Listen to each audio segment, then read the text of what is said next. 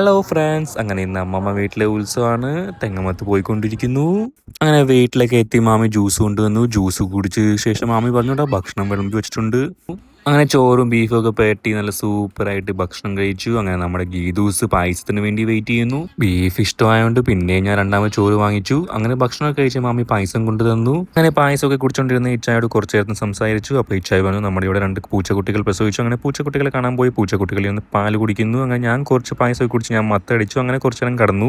അങ്ങനെ നല്ല ഉറക്കമൊക്കെ കഴിഞ്ഞ് അങ്ങനെ ഉത്സവം കാണാൻ പോകുന്നു. ടീം കൊല്ലായിസിന്റെ ചെണ്ടമേളം നടക്കുന്നു. ഈ ചെറിയ കുതിര കാണാൻ എന്തോ ക്യൂട്ടല്ലേ. അങ്ങനെ അമ്മയുടെ എഴുന്നേൽത്തൊക്കെ ഞാൻ കണ്ടു. അങ്ങനെ ഉത്സവമൊക്കെ നല്ല വൈബായിട്ടുണ്ടായിരുന്നു. നല്ല ഗംഭീര ഉത്സവമായിരുന്നു. ബണിയൊക്കെ ഇരുന്ന് ഡാൻസ് കളിക്കുന്നു. പിന്നെ ഈ കാവടിയാട്ടം അടിപൊളിയായിരുന്നു, ഒരു രക്ഷയില്ല. അങ്ങനെ തെങ്ങമത്തെ ഉത്സവമൊക്കെ കണ്ട് ഞാൻ അങ്ങനെ മലനട വന്നു. അവിടെ എത്തി ഒരു നാരങ്ങ വെള്ളം വാങ്ങിച്ചു കുടിച്ചു. അങ്ങനെ അവിടെ നാടൻ പാട്ട് സ്റ്റാർട്ടായി. നാടൻ പാട്ടൊക്കെ കണ്ട് എൻജോയ് ചെയ്തു. സൂപ്പറായിരുന്നു നാടൻ പാട്ട്. ഇപ്പോൾ നാടൻ പാട്ടൊക്കെ കണ്ട് ഇനി വീട്ടിലോട്ട് പോകുന്നു. അപ്പം ഗായ്സ്, ഇന്നത്തെ വീഡിയോ ഇത്രയുള്ളൂ. Bye guys.